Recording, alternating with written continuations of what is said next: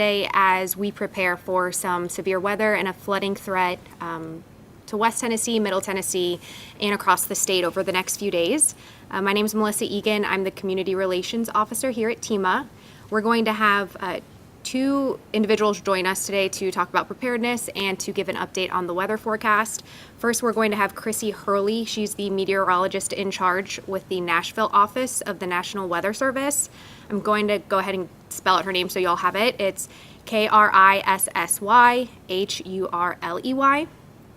And then we're going to have our TEMA Chief of Staff, Pellom, join us for some preparedness measures. They're going to go through a briefing, and then we'll open it up for questions if time allows. So please just hold your questions till the end. And Alex's name is Alexpellom, and again, he is the Chief of Staff here at TEMA. So I'm going to hand it over to Krissy.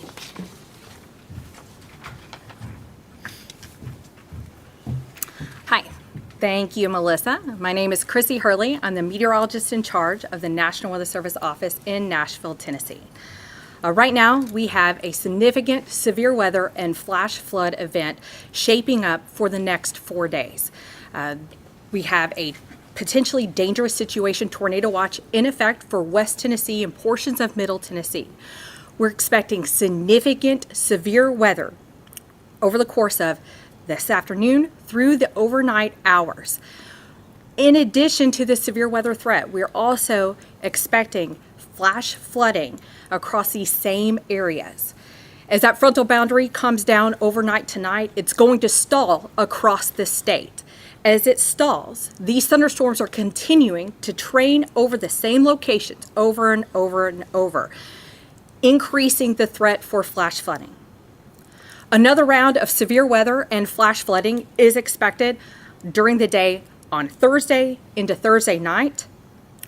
More rain and thunderstorms, including severe, expected again Friday across West Tennessee, and then again as the main cold front moves through Saturday night, and finally exiting the state by Sunday morning. This is a serious situation, what we're calling a generational type of potential for flooding, specifically for West Tennessee and portions of western Middle Tennessee. Some locations during this Wednesday through early morning Sunday timeframe will see upwards of 10 to 15 inches or more rainfall during this timeframe, leading to catastrophic historical flooding. We want to emphasize to everyone that this is a nighttime severe weather and flooding events for tonight and into Thursday as well, and Saturday night. Tennessee leads the country in nighttime tornadoes, so we want everyone to have a way to make sure that they have numerous ways to get the latest weather information, including tornado warnings and flash flood warnings, ways that will wake you up in the middle of the night if one is issued for your area. Now I will pass it off to Alex Pellom, Chief of Staff of TEMA. Thank you, Krissy. Alex Pellom, Chief of Staff here at Tennessee Emergency Management Agency. Right now we're standing in the Emergency Operations Center. We are activated and we'll be staffing very shortly at an elevated level of 4. We've been working with our state and local partners to coordinate and do some preparedness activities already.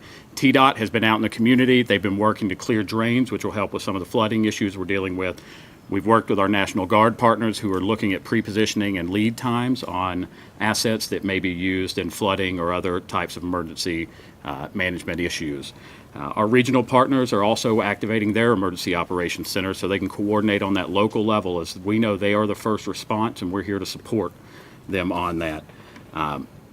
As I said, we're activated at a level 4. We're going to continue to work with Governor Lee and his team as we start to see the impacts of these storms as they roll through, and that activation may change based on what we see and what types of resources and what types of actions are needed. What we also see right now is there's going to be sheltering needs as we walk through this. We know some of our manufactured homes, our people in low-lying, heavily flooded areas are going to need to get out. They're going to need to be safe. These counties will begin to open those. We at TEMA will be working to coordinate and provide one area at tn.gov/TEMA to where you can go to one spot and see if there's a shelter open in your community and how you can get there. If you have assistance that's needed, obviously if it's an emergency, call 911. Don't look at social media, don't do things of that effect. Call first responders for help. If it's assistance and information needed, you can reach out to your local emergency management agency and they'll be able to help point you to resources. If you are told or advised to go to a safe place, please take that serious. Please take care of yourself and your families and your neighbors. So that's kind of what we're doing right now, but some of the things that you can be doing. Be prepared for severe weather. Have multiple ways that you can receive alerts. We know that should there be severe weather that could take down communications methods, having multiple ways that you can get these alerts and that you can stay in contact with family and loved ones is very important. As they change, this weather is not going to be scripted. We know things are going to change from the forecast. Please pay attention to credible sources of information so you can stay up to date on what potential warnings or watches are out there. Know your flood risk. Our local partners know, in the community, if you are in an area that is prone to flooding. As Krissy noted, massive amounts of water we expect to come down. I think she used the term generational. That is 10 to 15 inches in certain areas we've looked at. Please know where you need to go if you need to evacuate. Please know where your families can communicate with each other about if they're safe or not. One of the other pieces Krissy really mentioned is this is a nighttime. We lead in nighttime tornadoes.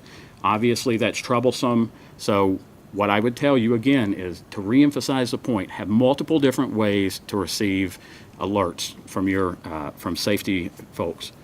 Make sure your phones are charged when you go to bed tonight. And make sure, most importantly, you don't have